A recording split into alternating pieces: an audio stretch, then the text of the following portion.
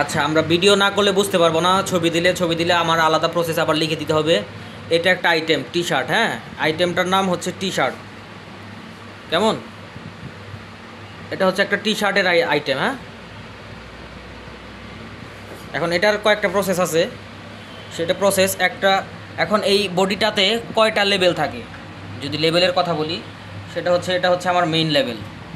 এটা বাইরের নাম লেখা আছে মেইন লেভেল। আরেকটা থাকে কেয়ার লেভেল, এই যে কেয়ার লেভেল ভিতরে থাকে, এটা হচ্ছে কেয়ার লেভেল। আর সাইজ লেভেল থাকে। মেইন লেভেলের মধ্যেই সাইজ লেভেল দেওয়া আছে, এটা আমি বলতে পারি মেইন লেভেল আর সাইজ লেভেল। টোটাল 3টা লেভেল থাকে একটা আইটেমের মধ্যে, কেয়ার লেভেল, সাইজ লেভেল আর হলো মেইন লেভেল, তাই তো? এটা হচ্ছে টি শার্ট। এখন এটার প্রসেস আছে, সেই প্রসেসটার নাম হচ্ছে, এটা হচ্ছে স্লিভ, তাই না? এটা স্লিভ, তাই তো? এটা কি স্লিভ হ্যাম, তাই না?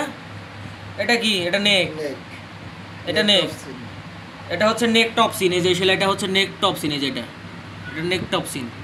এই যে পিছনের এটা হচ্ছে ব্যাক টেপ, এটা হচ্ছে ব্যাক টেপ। এটা হচ্ছে শোল্ডার, এইখান থেকে নিয়ে এই পর্যন্ত এটা হচ্ছে শোল্ডার টু শোল্ডার। এটা বারবার বলতেছে, এটা হচ্ছে স্লিভ, এটা হচ্ছে স্লিভ হেম। এটা হচ্ছে সাইড সিএম, সাইডে যেটা আমরা যদি একটা টি শার্ট পরি, সাইডে যেটা 2 পাশ দিয়ে থাকে, এটা হচ্ছে এই যে সাইড সিএম। এই যে এটা হচ্ছে হেম, বটম অথবা বটম হেম, ঠিক আছে? মোটামুটি এই কয়েকটা প্রসেস টি শার্টে পারলে আর কোনো কিছু লাগে না, তাই না? এটা হচ্ছে ফ্রন্ট পার্ট, এই উল্টা সাইডটা হচ্ছে ই করো, সোজা করো, এটা হচ্ছে ব্যাক পার্ট, ঠিক আছে?